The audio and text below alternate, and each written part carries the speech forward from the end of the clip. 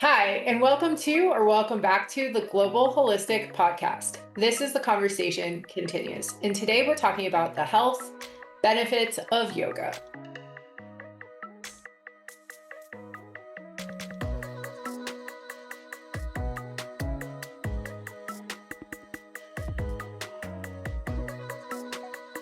Hey, so today we're going to dive into it. We're going to talk about the physical health benefits of yoga, the mental health benefits of yoga, and we feel like we are perfectly well suited to talk about this topic because we are both very advanced yoga teachers. I've been doing yoga for over 30 years.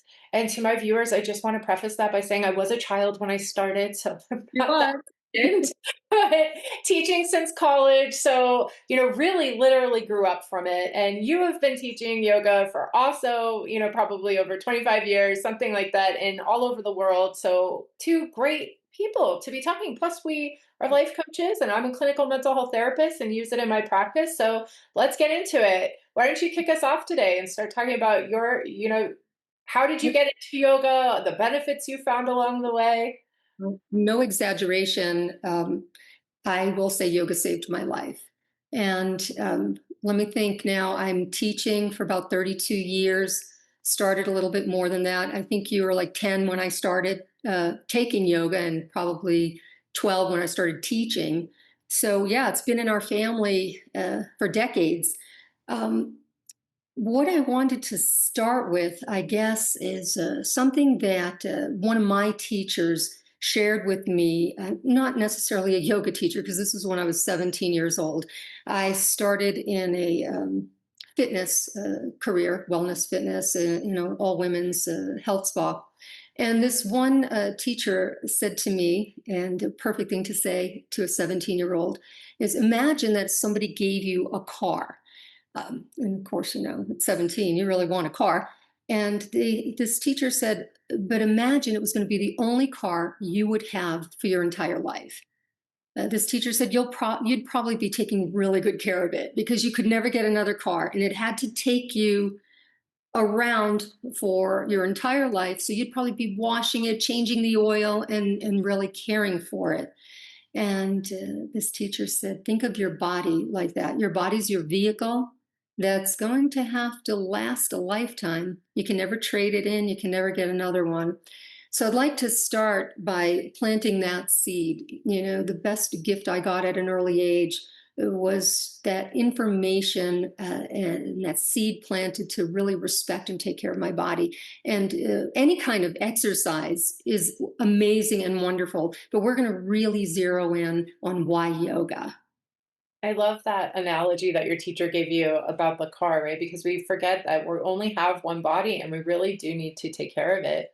One of the things that I've always loved about the practice of yoga, and I think I have a different perspective because starting the practice as a child, I do feel like helped me with concentration and focus and looking back when people ask me how I've been able to get so many advanced degrees and graduate 4.0 GPAs and all of these things. I really do give yoga a big prop there in how I formed that concentration earlier. And I just don't know why we don't teach it in the schools because all exercise is good for us, right? Like, so all exercise is going to increase those feel good endorphins in the body, what we call those kind of mood boosting chemicals like serotonin and dopamine. But we know through research now that the yoga practice teaches children and then also adults too, right? Extra concentration, and that combination of movement and physical work with the breath work and the focus and the concentration activates GABA, which is this mood enhancing brain chemical, which stands out from typical exercise. So we're kind of getting into that research of what it is that puts yoga in this different category. You're going to get all those health benefits, physical benefits, of course, in the body, but you're also going to get these mood enhancing benefits as well. Yeah, absolutely. And, when I started by saying that, and without being dramatic, that yoga saved my life, and Gina, this is true. It really did because of the balancing that it provided for me, depression. And everything that I had learned, in my earlier years, being a fitness trainer and teaching exercise classes and motivational talks and thinking positive. When I was 30, my mom died, and we were so close. I spiraled out into a serious depression. And as much as I'm not against antidepressants or anything like that. Just personally, I like to try natural approaches, and somebody had told me that yoga was actually good for depression. So I Hmm. tried. And Yeah. I must say, I hated my first class. I could not understand how this was going to help with my depression. But when you've suffered enough, you'll try anything. And so I gave it a shot. And someone had said if you do 10 classes, your experience will change each class. And if you still hate it after 10 classes, don't come back, something like that. And well, I can't say I loved it after 10 classes, but I had an intuition to keep going. And it wasn't easy. It wasn't like popping a pill to feel better. But within a year, I started to balance out, and the depression actually left. And it's been a godsend since. Yeah. You're so right in this, and now I'm so happy that the research is backing up everything that you're saying. When I went back to school to become a clinical mental health therapist, one of the things I really got interested in was holistic methods in helping with depression and anxiety and trauma. And sure enough, yoga is right there. And we now know that a yoga practice, a 90-minute class once a week, is more effective than an SSRI alone, right? So we have that literature now. Harvard has done a study on that. UCLA has done a study on that. And The Body Keeps the Score has an entire chapter on how the practice of yoga has helped clinical patients with processing trauma after terrible things that have happened in grief. You already spoke to as one of those areas. We're figuring out the why. We think it has something to do with activating the parasympathetic nervous system with the breath work combined with the movement. And we know with brain scans too that the practice of yoga is actually starting to help with areas of our brain, like creating different neural pathways in the brain too. So you're not wrong. You're actually correct, right? And so now we are starting to get that science, and then just also too, like I think as a therapist and a yoga teacher, and I incorporate mindfulness in my practice as well, it's that somatic work too that yoga teaches you of helping you get back into your body after you might have been disassociated or you've been through a terrible loss or trauma like grief. I love this so much, and I have been my own scientist. I've lived it. I have the proof, and I encourage everyone to really get into a yoga practice for whatever reason, body, mind, and even spirit. Um, in addition to the depression, though, and balancing out, there was so many other gifts that it brought to me, and even little things like starting to pay attention to details in my body. When you pay attention to the details within, you start to notice details that maybe you overlooked in life. I Mm. love to say that yoga is more than a workout, it's a work in. But Sure. as far as the workout, it was amazing. I mean, to me, it had combined the benefits of the gym, strength training, and also flexibility. The flexibility, another area where I say it saved my life. And I could tell you a few stories, but I'm going to pick one. And this was when I was 50 years old. I had just finished recording actually for the yoga DVD. We do have my yoga DVD that is online, a free 1 hour class.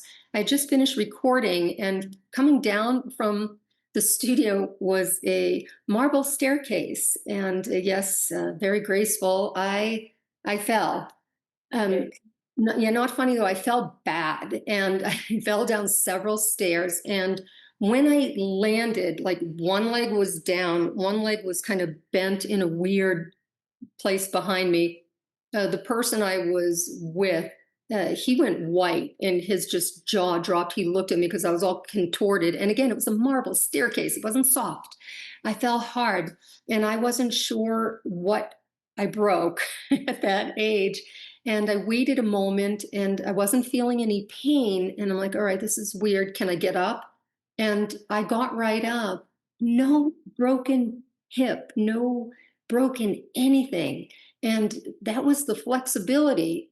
part of the yoga, all those years of staying flexible. And this is again also proven, the more flexible we are, the less likely we are to get injured if we take a fall like that. So, yeah, you know, let's not zero in on the benefits of the strength training, but also that flexibility. 100%. And I can't think of a better practice as you age for the aging body and the aging mind. And I've heard that time and time again of as we age, people who continue with their yoga practice will, slip and fall becomes one of the biggest risks as you age too, and hip fractures and things like that. And so you really can't understate the importance of flexibility and strength training as you age. And one of the things that I loved, I think it was a Harvard Health article, described yoga as weightlifting for the brain, and said that it only not only works the muscles, but it works the brain. And Harvard, UCLA also did a study on this that as we age, people who are at risk for dementia and Alzheimer's were less likely to develop Alzheimer's long term if they were practicing yoga at least once a week. I think the sweet spot was twice a week for the study, but we know that it increases neural pathways. It helps prevent uh, cognitive dysfunction, right? And it also helps grow parts of the brain over time, especially parts like hippocampus, which is linked to memory. So it is a workout and a work in, and but it's a work in, on so many different levels because and I think that for thousands of years these traditions have been practiced, and now modern science is starting to catch up with documenting and starting to understand some of the physical and mental health benefits of it. For me personally, there was also this extra layer because, like I had already said, I grew up in this community. So in the modern world, if you aren't connected to a church and you aren't connected to, a spiritual practice, it can give you, and I can't think of, I mean, I think you might be able to get there with some Eastern movement practices as well, like maybe Qigong comes to mind, but it can give you a sense of community and a sense of connection to self that you don't just get by going to the gym. I mean, you don't have to take it there. And I think a lot of people use yoga for all of the health benefits that we're talking about. But for me, it's really been a place of reflection as well. And for me, like corpse pose at the end of practice, when you're lying in corpse pose, and I always stay later, I think corpse pose should be longer than it is at the modern studios. I'll stay probably about 15 minutes and do a meditation. For me, the magic happens in the meditation after class. And, we talk a lot about the power of meditation too, and how that can help with things like activating the parasympathetic nervous system, helping with anxiety, lowering cortisol in the body. So, just a reminder to our listeners, yoga isn't just about the physical practice, it's also about reflection and breath work and connection to self. And that's so important. And what does concern me is I think we're losing a little bit of that benefit with some of the yoga studios. The music is super loud, and there's a lot of words that continue to stimulate the thinking mind. I love a little music in the background, but I like a vibrational music, like no words, just background music and kind of slow in the background so that you can actually work in, pay attention to alignment. And one of the greatest gifts yoga gives to us is that it works on our weaknesses rather than our strengths. And, the ego loves to do what we're good at, so that we can, feel good while we're doing it. Yoga's a little more confronting than that. Yoga will actually bring to the surface where you're challenged, what parts of the body actually need attention. And it's not a negative because it brings those weaknesses, those challenges to the surface, but then immediately starts to heal and correct them. If we just focus on what we're good at, then those strengths continue to get stronger, and the parts of our body that need to be addressed become overlooked. So in the beginning, if you feel like, oh, I can't do this, good, you should know that. Anything that you can't do, let's shine a light on it so that little by little, you get stronger and you start feeling better. And then healthy body, healthy mind. What you do to the body, you do to the mind. What you do to the mind, you do to the body. And it's this beautiful marriage. And for me and Gina too, Me being older, I have the decades to prove it. Like yoga really has helped me through the aging process. And I haven't had much difficulty, I must say, in the past decades, but turning 60 was something. Okay. And I didn't think it was going to happen to me. I didn't even think I would feel it. But I found that there was a huge difference. And I just am thankful and grateful to yoga every day because I notice now, I'm 64, I notice the days that I miss my yoga practice, and it doesn't even have to be an hour. Sometimes I'll do 30 minutes, but it keeps me, feeling better, out of pain. A little bit of arthritis here, joint stiffness there, and it just alleviates it. It's like nature's, I'll say nature's Advil. It's just something though that has to become like a part of your lifestyle. But anything that makes you feel better, you're going to want to do it. So I hope we've inspired you today. I could talk about yoga for forever. I love it so much, and it's made such a difference in my life and in my students' lives. Yeah, and I can't restate enough that you do need to give it about 8 classes to start getting that benefit of the feel good. And just to kind of like highlight and underscore what you were saying about how the yoga practice and kind of what I was saying about the somatic work. The definition of somatic work is being aware of your body and being aware of where emotions are in your body.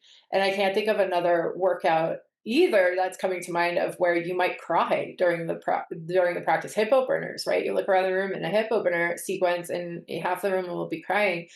We store emotions in different parts of the body, and so a strong yoga practice can help you start to really get in tune with why your body's hurting and the messages that the body's trying to tell you. And instead of running away from what doesn't come easier to you, the postures that you hate become your best friend and your best teacher. And the other thing that if you take this, you have the opportunity to take this to another level where what comes up for you on the mat can be a metaphor that can be applicable outside of the room. If you're having ego issues, if you're finding that you're getting upset or challenged and your heart's racing, you're looking at yourself in the mirror, you don't love the way you look, so you want to run from this practice, that's highlighting a different issue, right? If you're having a hard time concentrating, if you're having a hard time paying attention or staying still for 3 minutes or a minute or however long your teacher's having you hold the posture, that might be a highlight that there might be some concentration things that need to be worked on, right? So there's a lot of opportunity for self-reflection and growth from the cellular level all the way out to your external experiences as well. And we love yoga so much that in our wellness teachings and in our wellness courses, we offer yoga retreats that combined the wellness side and the life coaching side and the holistic wellness side with a yoga practice. And so, if this is something you're interested in, this is why we offer retreats. And this is why we are talking about offering a couple of more retreats than usual this year, because in my mental health practice, I have a very long list of clients who I don't have enough time to see. And if I could wave a magic wand and give all of my clients 7 days of yoga and healthy eating and group coaching and inspiration, it's really, we would put ourselves out of a job. We'd be out of the coaching and therapy job. Absolutely. You did yoga every day. I really believe that. I mean, and yoga's not going to do it by itself, right? Like if you have a clinical diagnosis, it's the studies show it's in conjunction with therapy, right? So you want to do therapy and yoga at the same time. But yeah, I think we could talk about this for. Absolutely. Yeah, absolutely. I hope that we've really inspired our listeners. It's something that also can be a bridge to a meditation practice. And I just, to be clear, when I said that yoga saved me, it wouldn't be accurate if I didn't include starting a meditation practice with the yoga practice. And that's like an incredible combination. And for those of you who are thinking, oh, I can't meditate, the mind's too busy. The yoga is a start where you move that energy. And as Gina was saying, we have a body mind and all the emotions that we store that get trapped that keep the mind also very busy, so you get some of that out on the mat. And then you're more apt to be able to sit still, whether it be from exhaustion or from moving the energy. But it is a nice bridge to, the start of a meditation practice. 100%. So we'd love to hear from you guys. How has yoga helped you in your life? What are some of your favorite postures when you're anxious to calm down? We love hearing from you guys. You can drop the comments in the drop boxes below if you're watching us on YouTube, or if you're listening to us on Spotify, you can always reach out to us. We'd love to hear from you guys. Our email address is globalholisticcoaching@gmail.com. And if you're interested in learning more about one of our upcoming yoga retreats or one of our online wellness courses, we'd love you to check us out on our website, www.globalholisticwellness.com. Thanks so much for listening. And if there's a topic that you would love for us to address, please let us know. And we'll see you next week. And please like and subscribe to our channel if you haven't already. Pass it along if you're enjoying our content. Pass it on to a friend, and don't forget to like and subscribe. See you next week.